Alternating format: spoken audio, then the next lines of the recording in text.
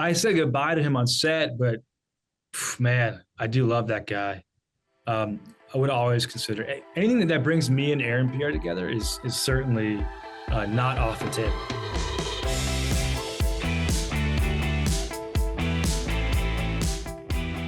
Hello, Blenders, and welcome to the sweetly titled episode 320 of ReelBlend, a podcast that refuses to say Kevin McCarthy's name 3 times. Hence, he's not here on this week's show. We're reviewing Beetlejuice, and director Jeremy. Do this for me again, Gabe. Saulnier. Jeremy Saulnier. Jeremy Saulnier is going to join us to discuss his incredible film that's going to be available on Netflix, Rebel Ridge. My name is Sean O'Connell, the managing editor of Cinema Blend, co-host of the ReelBlend podcast. Kevin McCarthy refuses to join us anymore because we didn't name every Christopher Nolan film an S, unfortunately. So yeah, but I'm good thank God episode last week. Thank God I have Gabe and Jake with me, Gabe Kovac and Jake Hamilton. So for people who don't know, I'm referring to the Christopher Nolan tier list, which your guys' comments for the tier list was incredible. I loved reading all of the stuff underneath the YouTube channel. Several people highly anticipating the episode. And for years, it's been years. It was a fun one. It was definitely. Has it been at least since like Tenet that we've been talking about it? It's a good thing we waited. I feel like the moment that we did our very first tier list, the conversation of when are you guys going to do? Because here's the interesting thing. When doing a tier list for a director, it's got to be someone who respectfully hasn't directed that many things. Like, if we're going to do Spielberg, I'm going to have to do some homework. Like, I'm going to have to go back and like rewatch Always. I'll put it this way. When we did the MCU tier list, we did it across like 3 episodes because there was so many movies. Yeah. So like, Quentin we can do, Nolan we could do. I think Fincher we could probably do. Did we do Kevin Smith? We did Kevin Smith. I don't think we did Kevin Smith. No, I don't think so. Pitch it? No. I think we talked about it at one point. I think we could do Fincher. Sure. Definitely Fincher. Could do, see, I think we could get ambitious and do like a Spielberg or a Scorsese, but we just have to break it up across multiple episodes. We have to do break it down by decade. By decade, yeah. Like 80s Spielberg, 90s Spielberg, and give ourselves time to watch the stuff. Yeah, and also like I don't know about you guys, but whenever I love a good excuse to go back and do like what I call homework. I love if I know that I'm going to be interviewing a great director. Mm-hmm. It excites me to go. Yeah, I know. I got Scorsese last year, and I went back and just did a deep dive on as many Scorsese movies as I could, and it was great. You know, and not that we should need an excuse, but when you can tie it to, I have an interview coming up, so it's kind of like homework. Yeah. Whenever you have sort of that assignment, it feels fun, and I would love to have that kind of reason to do that. You also did a deep dive into Kevin Costner, which is why you were so excited for Horizon Part 1. I was. I am any day now. Chapter 2's coming out, baby. Didn't Chapter 2 play at Venice? It did play at Venice. At the Venice Film Festival? It did play at Venice. You didn't buy a ticket? You didn't go? It'll be on Max in like 18 minutes. Okay. Costner didn't invite you on his jet? He sold the jet for parts 3 and 4. Very possible. Who sold off more money to make their movie, Coppola or Costner? Oh.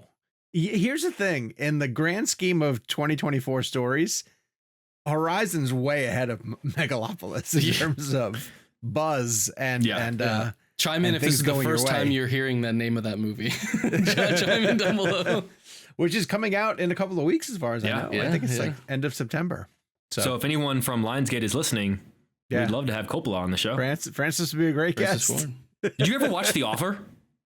No, I did not. Oh, I loved The Offer. Was that good? Loved The Offer. It was great, man. As someone who is super into sort of pop culture history and I love The Godfather and who played Coppola in that? I forget his name. Dan. Gabe's looking him up. He's a great actor and he was fantastic in it. As was the actor who played Pacino. Who'd Miles Teller play? Oh, Dan Fogler. Dan Fogler played Francis Ford Coppola. It's great. It was fantastic, and it's just. I mean, is it a little bit of a layman's version of like how the business works? Sure, but it still was fascinating, and I felt like I learned some stuff. Right now you and I are right now doing deep dives into the history of Saturday Night Live, obviously because of Saturday Night coming out. But it's a very similar sort of thing. Interesting. All right, I'll give it a shot. If you're watching us on YouTube, hello, thank you very much for joining us. Go down, hit subscribe, turn on notifications, share the show with a friend. We are at youtube.com/ReelBlend Podcast and all the different places you get your audio podcast needs met.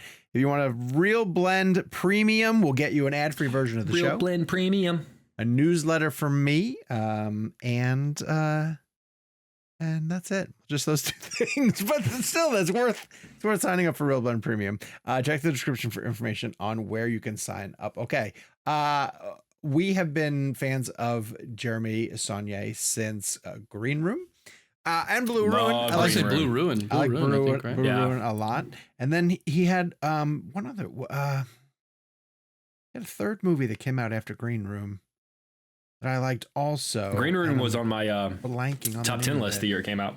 Green Room had Patrick Stewart and Anton Yelchin in it. Yeah. Are you thinking Hold the Dark? Yes, that's the one I'm trying to think of. Yes, also a really great film. So he's been batting 1,000. I was excited to see Rebel Ridge because of this, because of his involvement in it. It stars Don Johnson and Aaron Pierre, and absolutely worth your time. I will review it on the other side of this.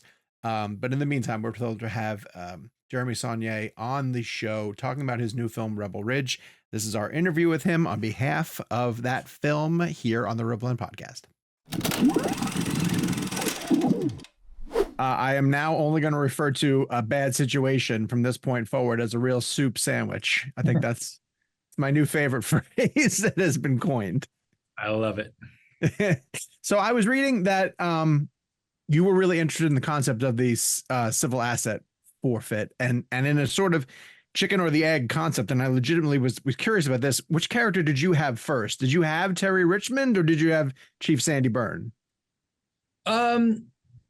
I would say it was mostly the premise. It was the act of being wronged, the injustice of the civil asset forfeiture was kind of the spark as far as how I set it up. So protagonist first. Okay. Knowing there would be law enforcement involved and how that took shape. But it was Terry Richmond, and he's sort of my first ever highly competent protagonist. That was a lot of fun to explore. Yeah, I'm curious how much he changed over the course of writing and rewriting him. How much did you add to him, and did you take anything away so that he always felt more realistic and grounded? Well, I'm not exceptionally smart, so it was a challenge to write someone that competent. No, it didn't change much. I really let the narrative sort of find its own path. I do a lot of research. I definitely put pressure on my protagonist, and that sort of generates its own story often. Like I'll set up, okay, this is a landscape. These are the institutions. This is the sort of corrupt or sort of, it's legal, but it's an unjust practice of seizing property or money, and weirdly totally legal through some loopholes. So just like when I sort of figured that out, it segued into, okay, these sort of underfunded muni courts that are just out there in the middle of America without indigent defense, without that constitutional right to defense, that are just there and totally off the radar. I had no idea the level of, it's not all like, nefarious corruption with intent. Sure. It's often a matter of small towns having a hard time, can't generate revenue from a tax base, and it gets convoluted. But I really am interested in that. But the challenge was like to let me have my way with exploring all these situations and, administrative or bureaucratic sort of pressures that are put on our protagonists, but also give people a good old fashioned American action movie. Hey, I don't know. Okay, so I'm the son of a police officer. Yeah. And so when we got to the point where Don Johnson's kind of explaining what he's up against, there's a small part of me that was like, all right, man, I a little bit feel bad for this guy. I a little bit feel bad for the situation that he's in, like there's someone above him with his thumb on him too.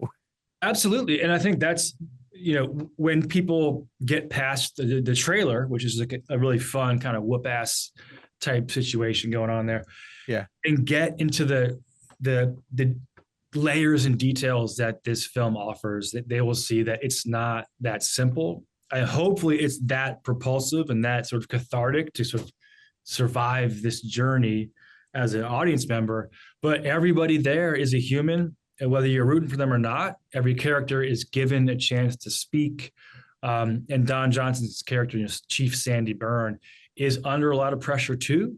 And again, I just wanted to make sure that by humanizing people, I not only add perspective, but I think increase that static charge between the protagonist and the antagonist, because real humans create real drama, and that's what I'm going for. Jeremy, I've been lucky enough to watch this movie 3 times. What? Yeah. I mean, the next night after I watched it the first time, I just watched it again straight through. But then the third time, I'll admit to you, I skipped right through to the confrontations, every confrontation between Aaron and the police officers. And there's a few of them sprinkled through. But the dialogue in them is so meticulous in how the balance of power kind of shifts with almost each new sentence. Yeah. And I'm curious if you can coach that kind of tension on the set. Is it something you find later in the edit? Like, what's the process to almost ramp up those dialogue scenes? Oh, yeah. I mean, it's a pleasure to write them.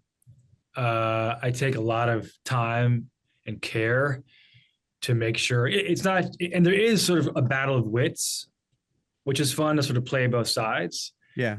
Not just lean towards the guy that I'm rooting for. But when we explore that with the actors on set, it takes on a whole new life, which is great. Yeah. And there's a specific moment in the film where Aaron Pierre as Terry Richmond goes up for his first full-on confrontation with Chief Sandy Byrne, played by Don Johnson. And that's when the filmmaking sort of drops away. My intentions as a filmmaker, my shots, my aesthetic, I just put that away and let the actors do everything. So that whole it's about a 7-page or about a 5-minute dialogue exchange, one shot, one lens per actor. So we did about between 5 or 8 takes on either side. But to your point, we created live theater. We weren't doing a lot of coverage. Mm-hmm. Now, when Aaron steps in, that medium becomes a real nice close-up. Sure. And the intensity is there, but it's built into the blocking. So as an editor, I'm sitting there, I'm not worrying about which camera angle we got this performance on. It's all just one shot per side. And I can just pick and choose, let the actors shine and keep it simple. And that was like one of my favorite moments of the shoot and as it's realized in the movie. Oh God, that scene, everything hangs on that scene and the movie pivots completely in a different direction. Now, are you the type of director who, you have it, you're done, or do you like to shoot multiple takes just to make sure you get stuff for later? So if I have a rule, it's I need at least 2 good ones. Okay. I need a choice because in the edit room, you do sometimes say, oh, tonally, I need something different. This is my favorite take on set. But when you start to juxtapose things and use montage and put one take against another, the compatibility of shots comes into question. So I was very sure to always get 2. Mm-hmm. So I mean, if you're in the edit room, you have a tough decision. That's a good thing, but you also don't want to burn everybody out. Technically, this film was very challenging. I mean, if the techno crane was off 2 inches from Terry's eye line as he charges towards the camera with a shotgun, right, it didn't work. It had to be not in the camera, but just off center. So we burned 12 takes on someone walking, right? But sometimes we just let it go. And if we get it in one, we're out of there. Now, is there stuff that you learned on Green Room that made this a little bit more seamless, or is every project kind of a learning curve because of its new challenges? Oh, it's always the same thing, but it always ends up being some brand new. Filmmaking is insane that way, where the challenges are unique to each film, but a lot of the dynamics carry over. So I would just I had to really be disciplined about holding the line, protecting the integrity of the material when I could control things.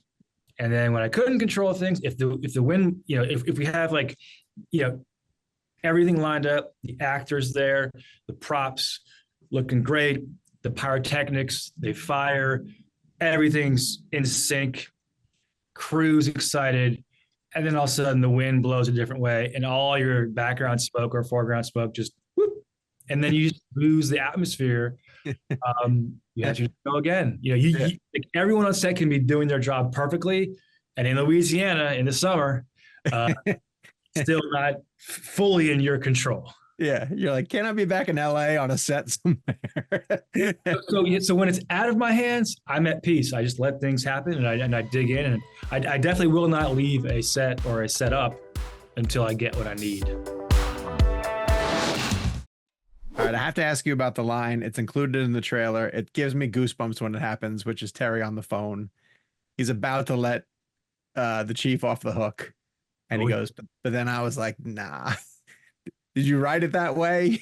I will take full credit for the line. Okay.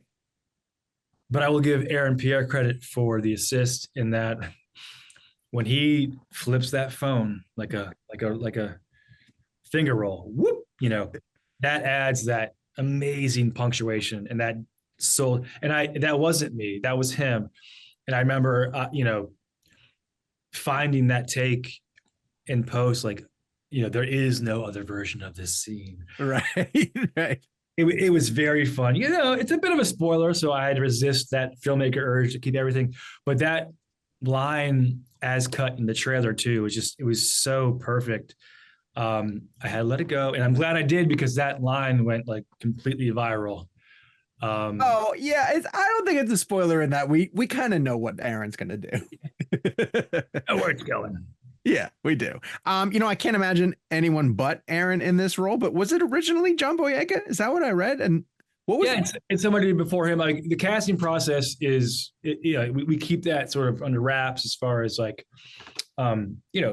you go through offers. It's sort of I'm a becoming filmmaker. I think I've reached a certain level now, but schedules, this and the agents, it's complicated.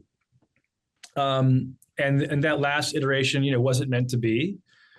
And just out of respect for, everyone involved, we just had to move on. And I think all parties would agree it was in the best interest of ourselves in the movie.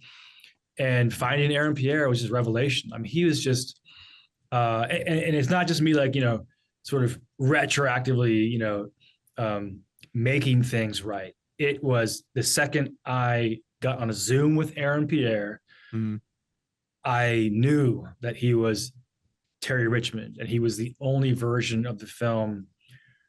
He would have to helm the movie, and that was the only version I could ever see being fully realized. And I was so actually grateful of whatever headwinds that we faced, or turns that we took along the long road to make Rebel Ridge. Right. But yeah, I mean, Aaron Pierre brought me such comfort. First day on set, I was witness to, the ongoing journey, a stop along the path to him being some huge movie star. And I hope he remembers me. He's going to be Mufasa. I mean, he's going to blow up. But he's also Terry Richmond. Yeah, absolutely. Yes. And, what was his rap name in Old? He had a great rap name. I forget what it was. Something Mercedes or something like that. Mid-size sedan. Mid-size sedan. Yeah, well, now he's full on freight train. Okay. Yes, he is 100%. All right. So we're the same age. I can't not see a film like this and not think that you have some relationship with First Blood. Do you remember seeing First Blood? Do you remember the impact that it had on you and the influence that it had on you as a young movie watcher? I do. I remember at the time, the critics were tearing it apart for having so few words. Okay. They counted the words that John Rambo says. But the premise came organically as far as the civil asset forfeiture and the sort of every man who's actually, more of a Clint Eastwood man with no name as far as what I was doing. A guy who rides into town on a horse, but in this case it's a bicycle. But as soon as I was like, oh, so this is going to be one guy versus a small town police force, then yeah, of course it's First Blood. And I would make sure, with that awareness, I would either, I wanted to carve my own path. This is its own story, but First Blood certainly affected me as far as the texture, the craft of the filmmaking. If you go back and watch it now, it's very elegantly shot. The anamorphic cinematography, the locations are huge in that. Just like that sort of northwest Pacific forest, the fog, the lush greenery, and the action choreography. It's beautiful. It's simple. It's very well laid out. So yeah, definitely became a huge influence as soon as I knew, where I was headed with Rebel Ridge.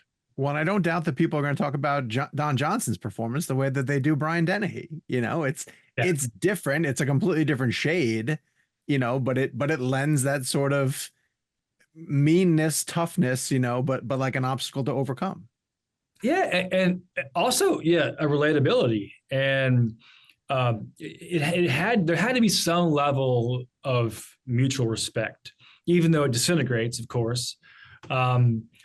But yeah, when Aaron and Don face off, they're not just complaining to each other or arguing.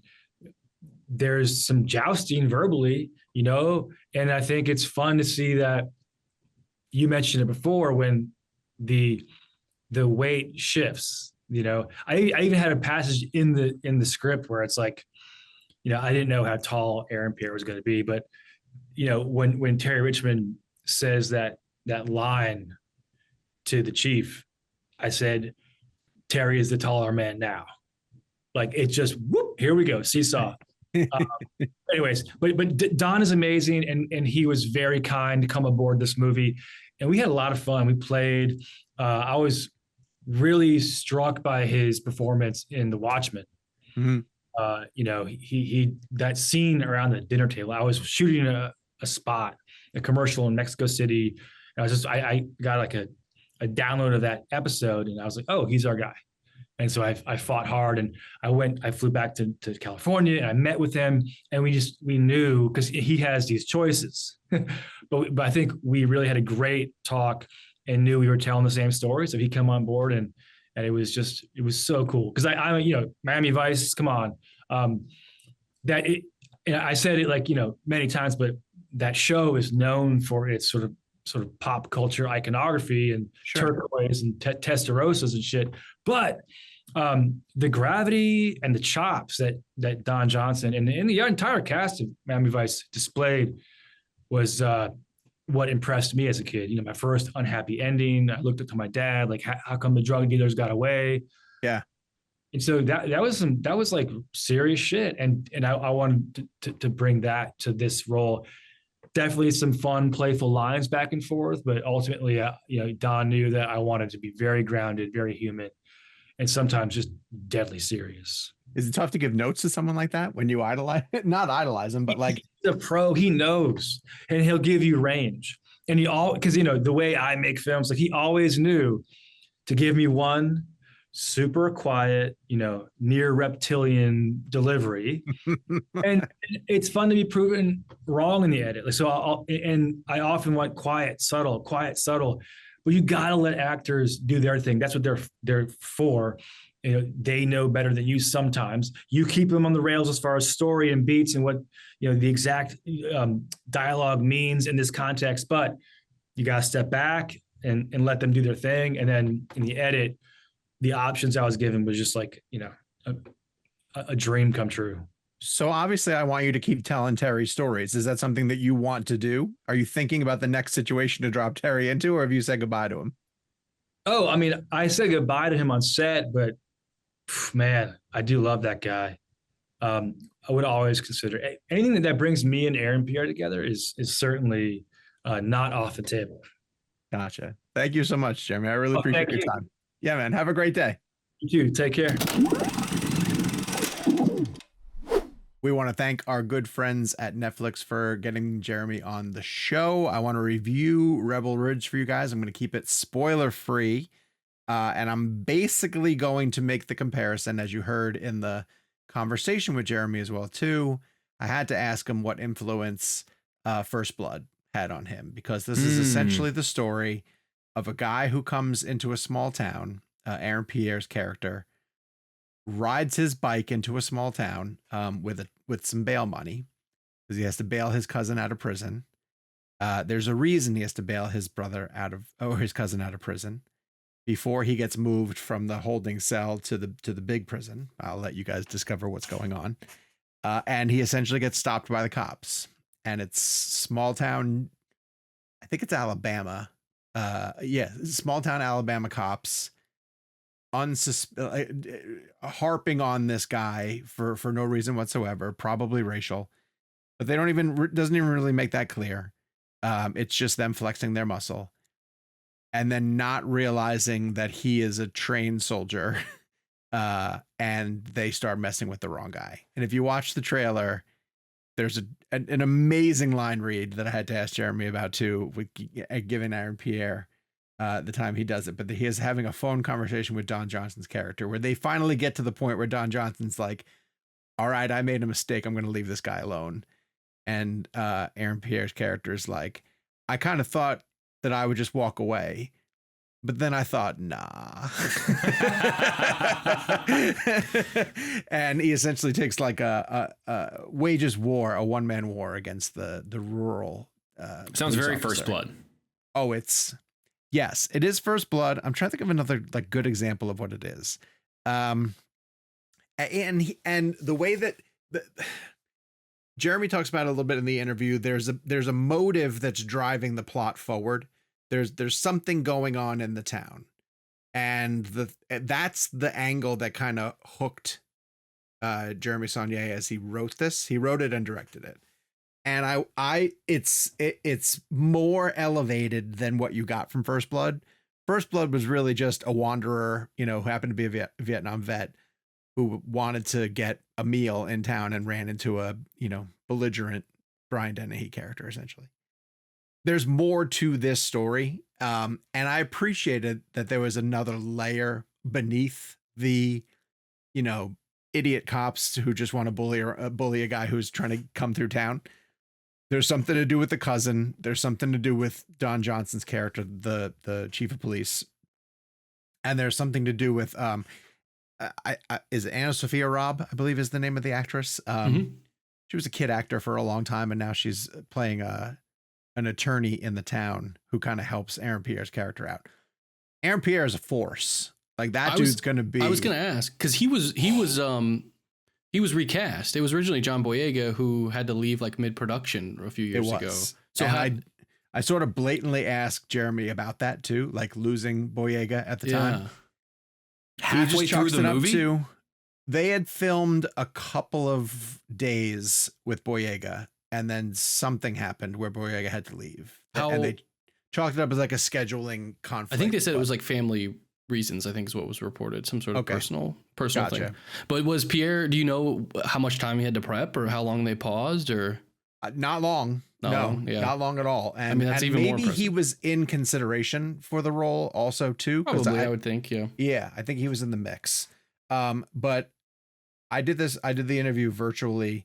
And so I didn't get a chance to meet him, but I've been told that Aaron Pierre is about 6'5". Oh, wow. And it's just like, he looks when big. You see him in the movie, he's like a behemoth. Like he could be Reacher if he wanted to play Reacher in an adaptation of those movies. So he's great in this. Someone else also said, God, I just read this tweet today and I can't think of who it was. It was another director who was like, give me any movie where there's a guy who's, cunning, like a character who is cunning, who's in a situation, their back is against the wall, they have to think their way out of it. And I too love stories like that, like where but the problem with that is your smartest character is only as smart as your writer, so you have to have a great writer. I will say that this script is incredibly smart because there's a bunch of opportunities where it's like, oh, this probably should have gone south, like the script should have fallen apart at this point, and it isn't. There's an answer for almost everything that's sort of come through it. So highly recommend Rebel Ridge. I'm not saying that Rebel Ridge is going to be like a movie that changes your life, but if you want to sit down for just a genre exercise, I'm sold. Dude coming into town with a mission gets disrupted I love movies by like cops. I also love Don Johnson.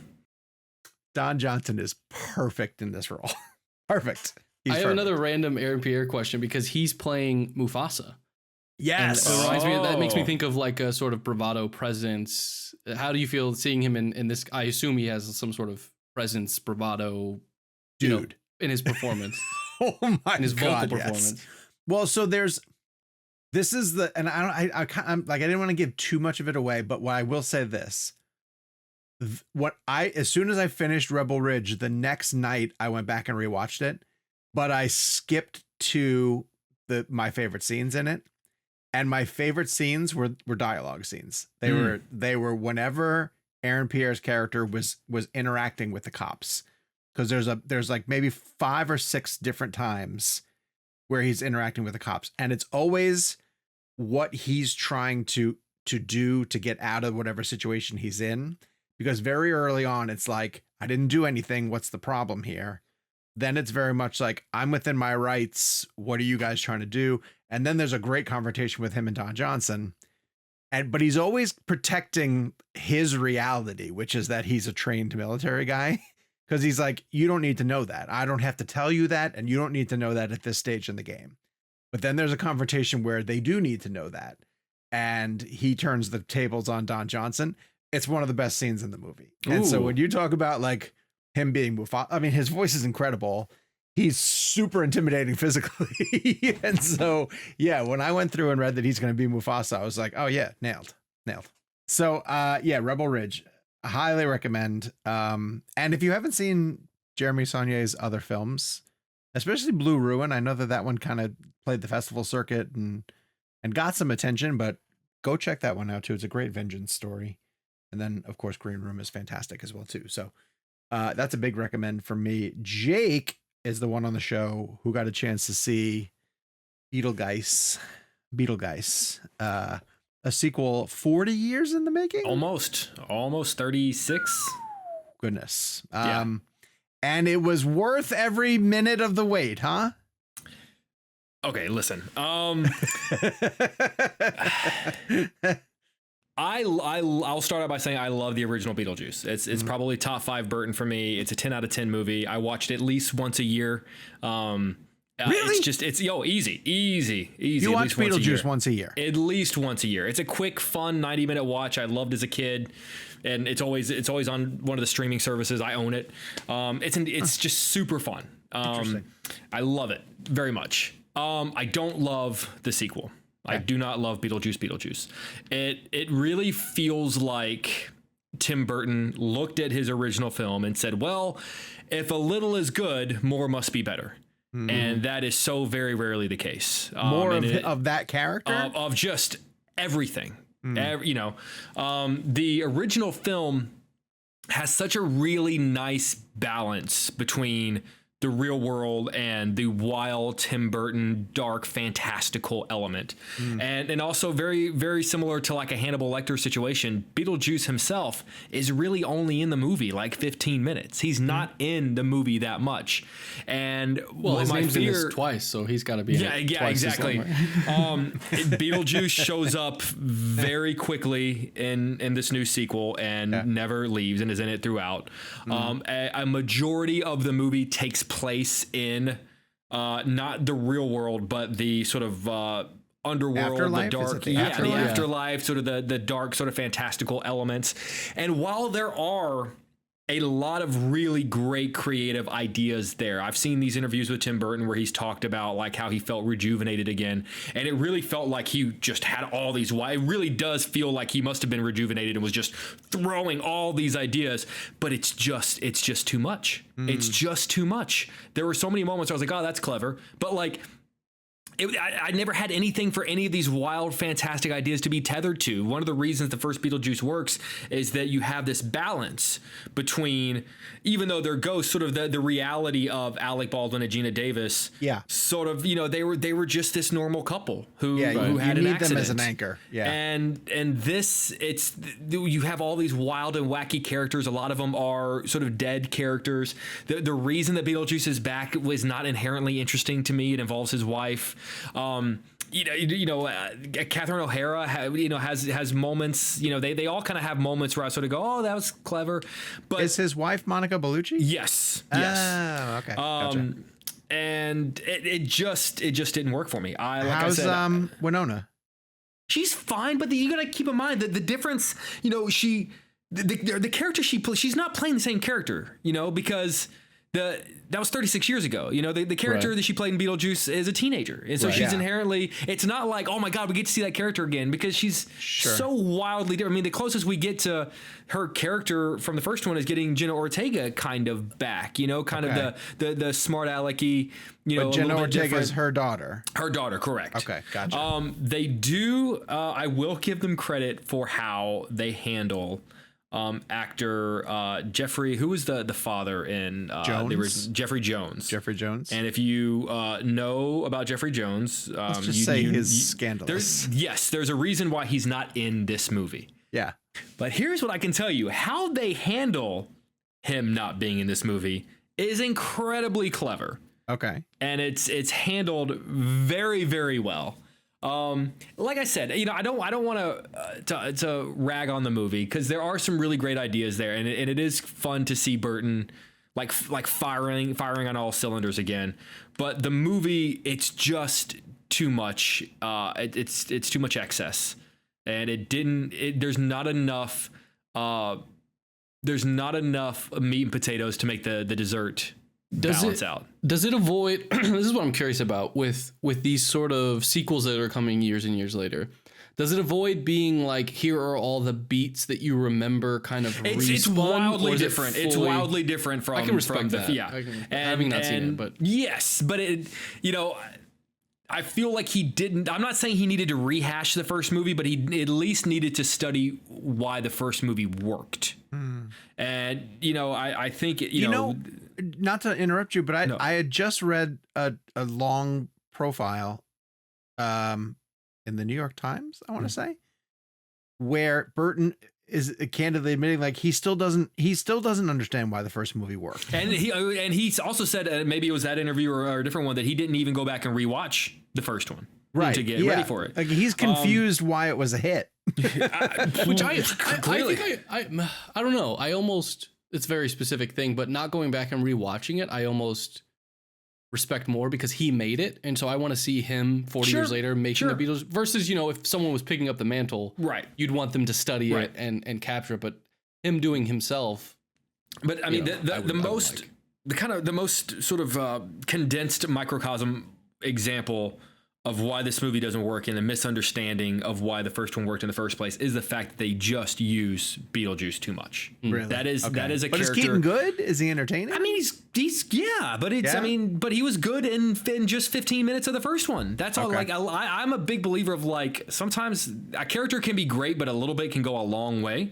So I got a question, because like the box office projections for this are higher than I thought they would be. Huge.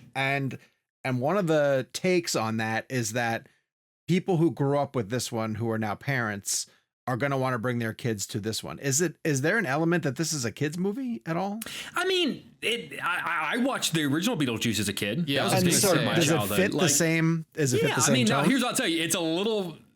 It has a hell of a lot more. I don't want to. It's PG-13, so I don't want to use the word gore. Yeah, but there's a lot more like death and grossness to it. Okay. I'm seeing there is 60 to 80 million.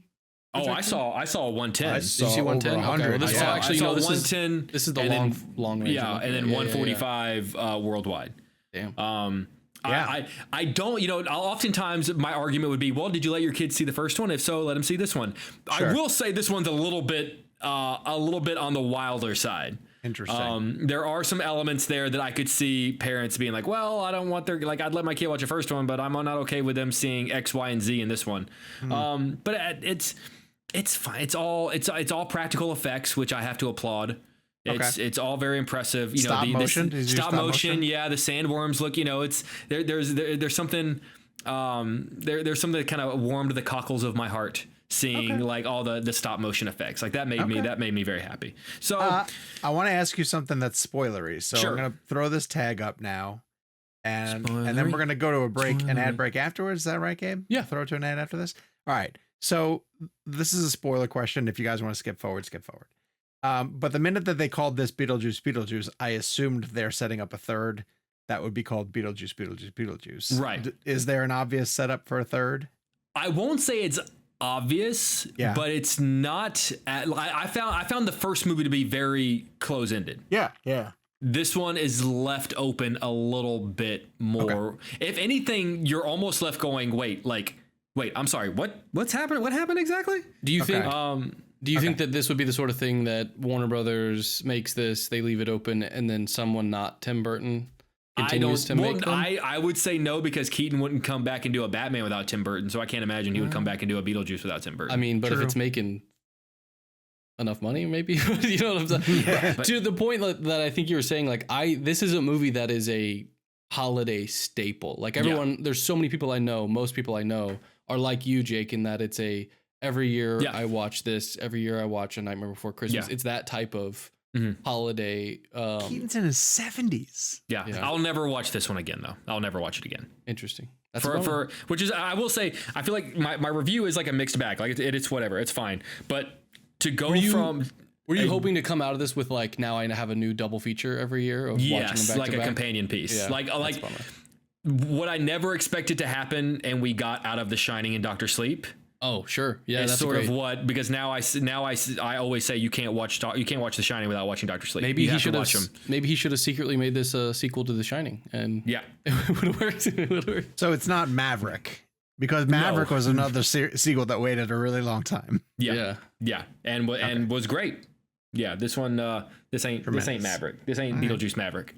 I mean, I'd rather watch Maverick than Top Gun, to be honest. Oh, yeah. Same. Hell yeah. You know, absolutely. It kind of. I'm gonna be honest with you. I'd rather watch Maverick than most movies. That's true. Why don't we just do a Maverick podcast? Yeah, really. We should do a Maverick tier list. Wasting our time here. All right, we'll be back on the other side of this ad break, and we got a little IMDb game lined up that is very Beetlejuice centric. All right, we are back. And I have an IMDb game set up for these boys. If you're joining us for the first time, you've never heard of this game, it's pretty simple. I have the IMDb pages of several filmmakers, actors alike, and these two gentlemen are going to have to try to guess what IMDb has listed as their 4 known for projects. And why it's fun is that sometimes they don't make sense. Oftentimes they don't make sense. Sometimes but it's also fun. It's also fun when they do. That's what makes it fun. Flex. Yeah, it's fun because sometimes it's their publicist has definitely gotten involved, and sometimes it's like they don't even care at all. The algorithm has gone rogue. I just don't like playing games against Jake because he tends to win. It's 1v1. Yeah. I recommend listeners at home play along if you can. Let us know in the comments. You won last time. He did. I think I did. On a buzzer beater. Yeah, he got all 4 right. Because I got I got the wrong girl. Right. Yeah. Yes. Son of a bitch. All right, so we're gonna start things off with Tim Burton himself, gentlemen. According to IMDb, what are Tim Burton's 4 known for projects? 4 known for projects. A reminder: this isn't just it's anything that would be listed on IMDb. This is a tough one. It is TV, hard. film, producing, directing, writing. All of it is included, is possible.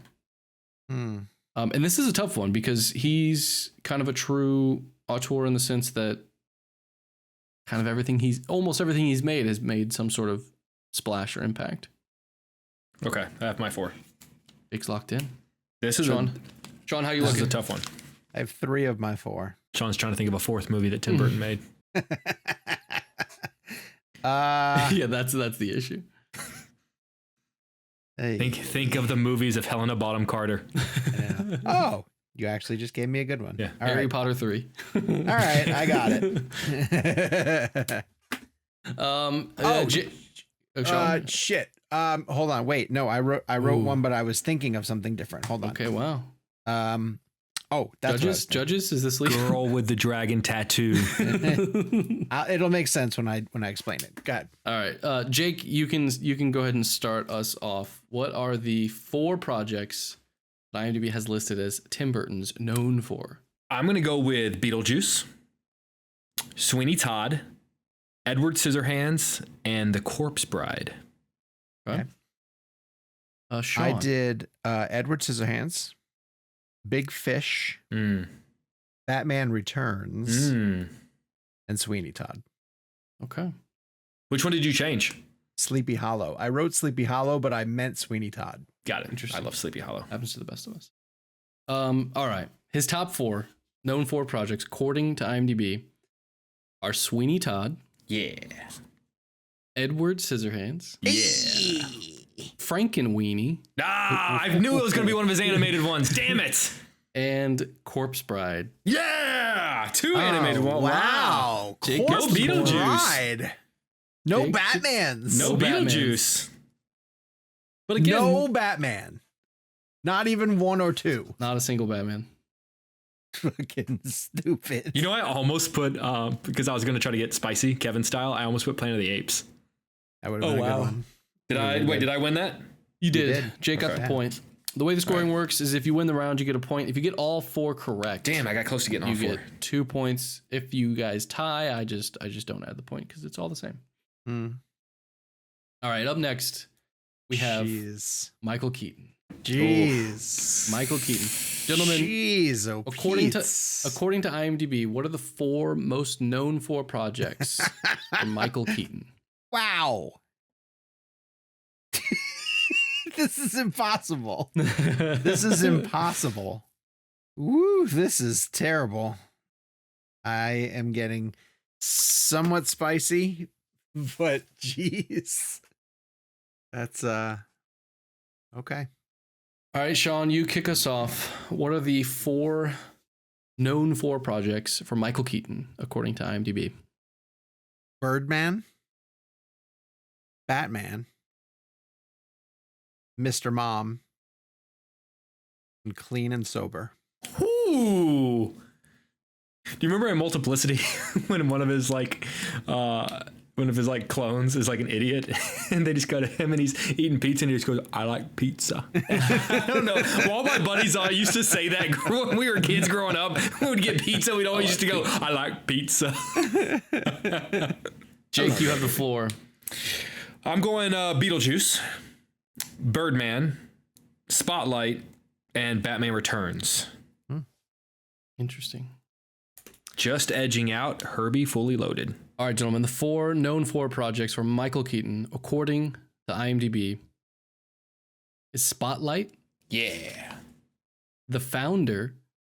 Oh. Damn it. Birdman. Yeah. Okay.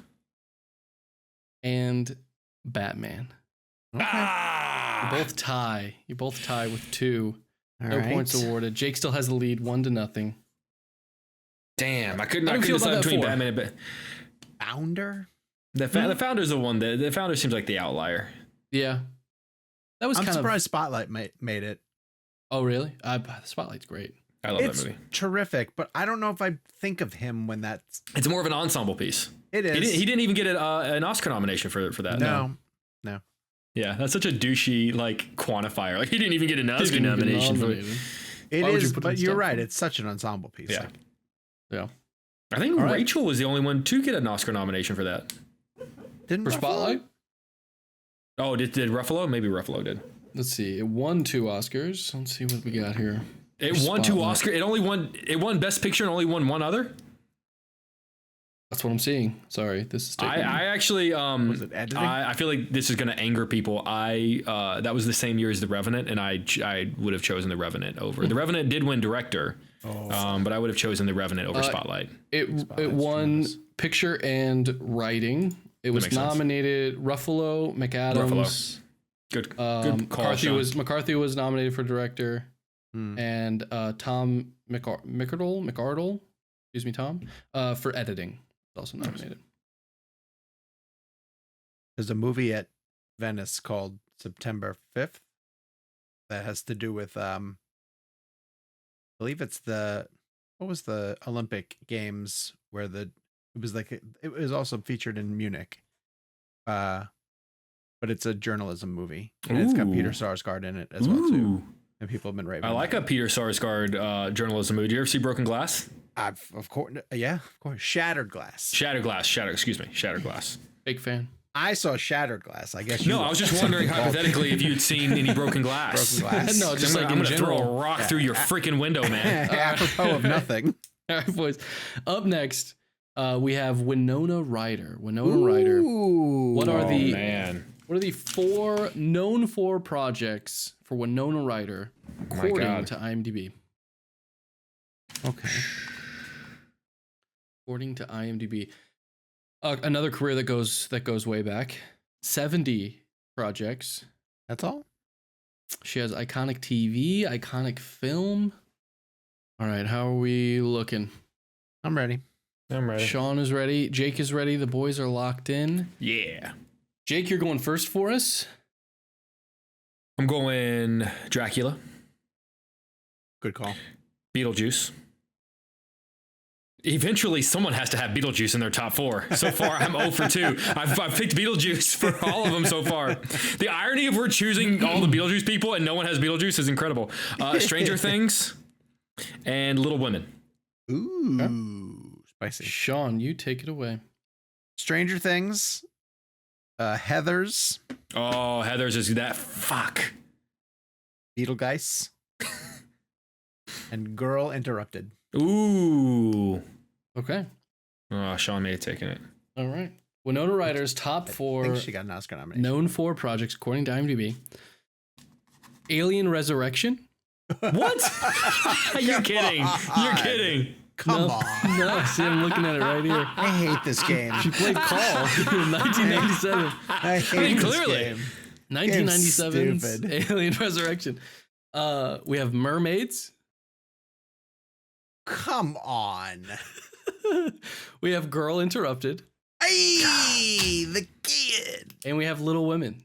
Hey! You guys tied again. No Stranger Things. Wow. No Heathers. No Beetlejuice. No Beetlejuice. Stop putting Beetlejuice. So I'm gonna put Beetlejuice for actors that weren't even in Beetlejuice. We have some left. All I'll say is I think IMDb's algorithm has gone rogue today. Okay, I do have a random Beetlejuice question. Please. Why do they spell it differently in the movie than the title? Do they spell it Beetlejuice? It's like in like the on his tombstone and in the sign on the That's sign. actual trivia. It's like Betelguisse or something. Yeah, it's spelled like Beetlejuice. Beetlejuice. That's the German way to say it. Like Edelweiss or Okay. it's German. All right. I don't know if that's the actual answer, but You said it with such confidence. When I read it, Beetlejuice. I think it was quite literally they just wanted it to be phonetically spelled, I think. Yeah. I'm trying to find because I feel like that's a piece of trivia I've heard before. And there might be more of a story behind that. I think it's literally like the phonetic nature of Beetlejuice for the audience. All right. If only we could have had Tim Burton on the show to ask him. That's true. He goes, wait, it's spelled different? Yeah, well, I'm sorry, what?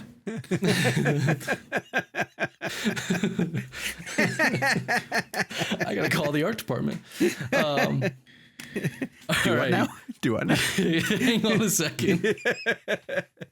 You mean for 40 years? For 35 years? This is the first I'm hearing of this.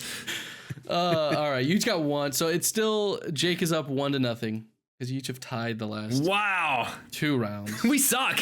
That's all right. We got 3 one more to 2 shot. if you One wanted more to shot sound at better. this. If you wanted to sound better, I could say 3 to 2. I like 1-0.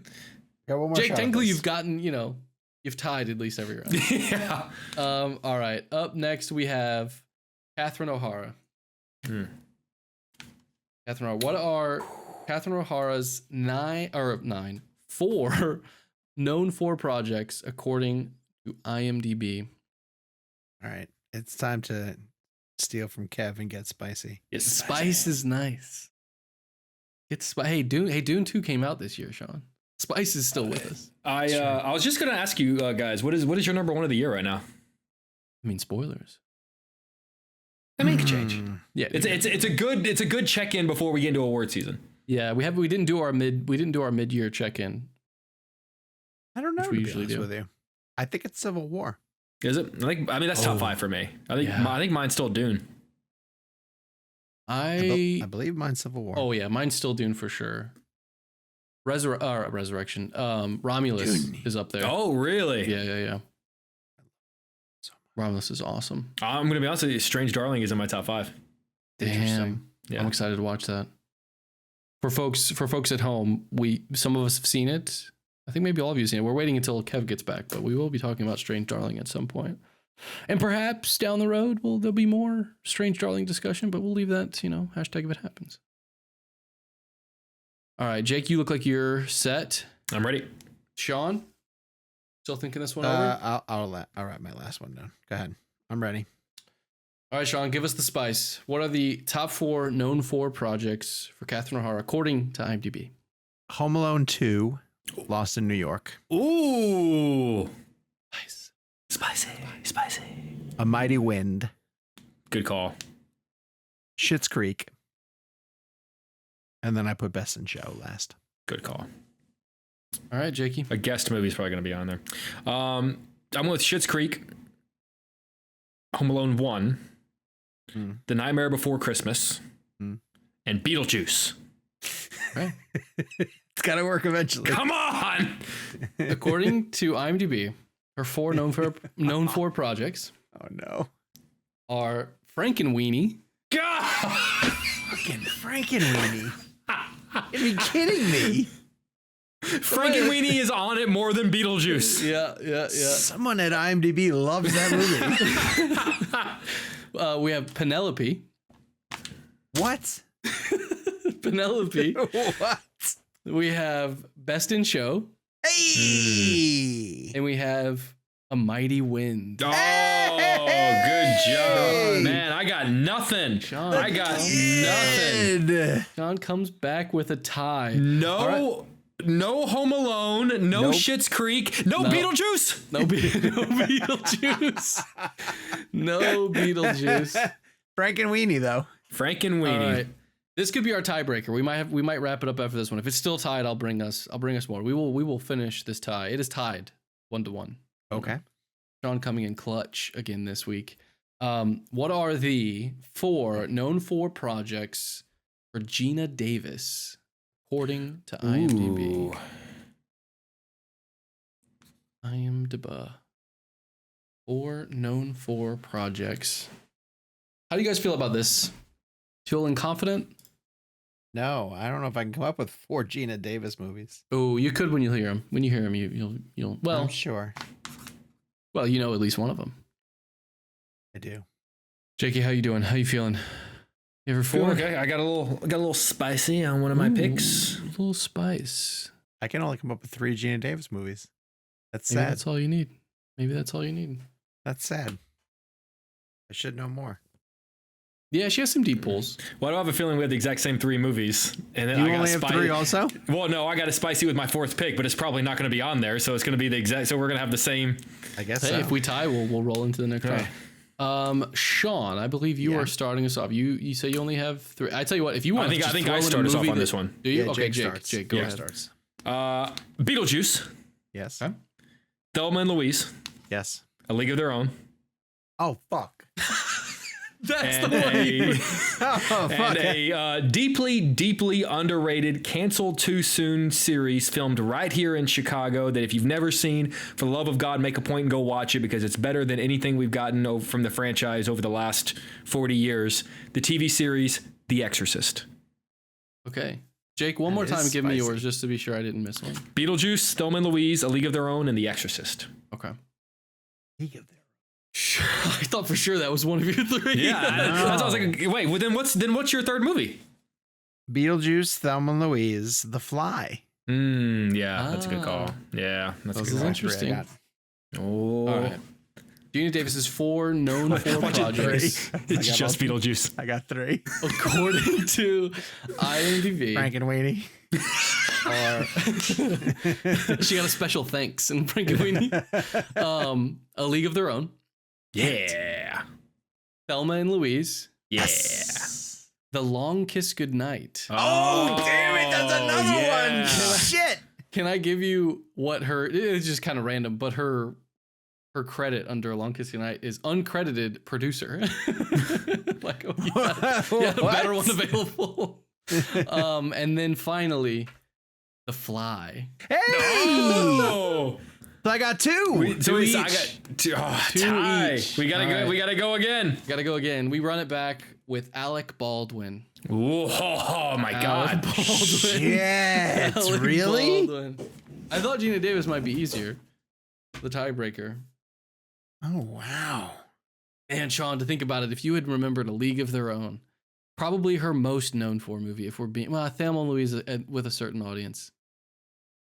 You'd have this in the League bag. of Their Own. League of Their Wow. Own. Can't cry about it though, Sean. You know that. You remember that part. Thank you. thank you. Oh, Alec Baldwin. Shit. So many to choose from. Well, if you'd like me to put a number on it, it is 160 credits. Jesus. 160. Did you get one? I got You one. going spicy? I'm going a little. Well, maybe not. I don't know. Maybe not. All right. I got my 4. All right. Alec Baldwin's 4 known for projects according to IMDb. Sean, right? Sean, you're Yes. up this round. This is to break the tie. A massive 1-1 tie. I should be paying attention to how ridiculous the choices are.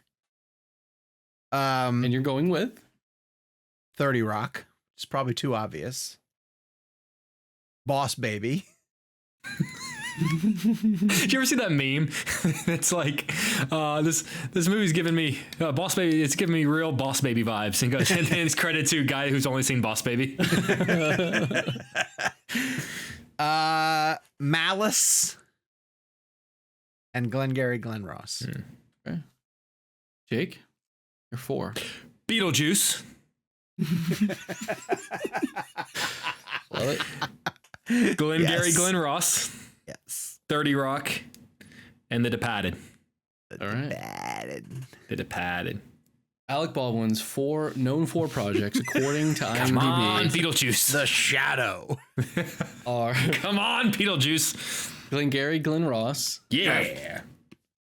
Coffees for closers. It's complicated. Okay.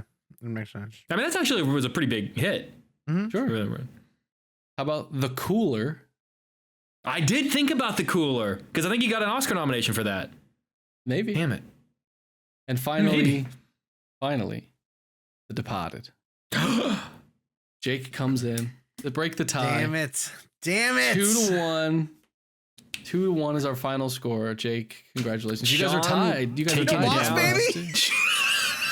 No, Boss Baby. Come It on. was Boss Baby too. That would have been heartbreak. That would have been heartbreak. I just love that Sean was defeated by The Departed, a movie that he holds so much affection for. Let me see with The Cooler. What'd you ask? He was nominated, yes. Supporting role. No 30 Rock, that's it, because he won like 50 Emmys for that. That's insane. That's like He's his the most reason famous Steve role. Carell never won for The Office. Steve Carell never won for The Office. He won a That's Golden wild. Globe, but never for the Emmy.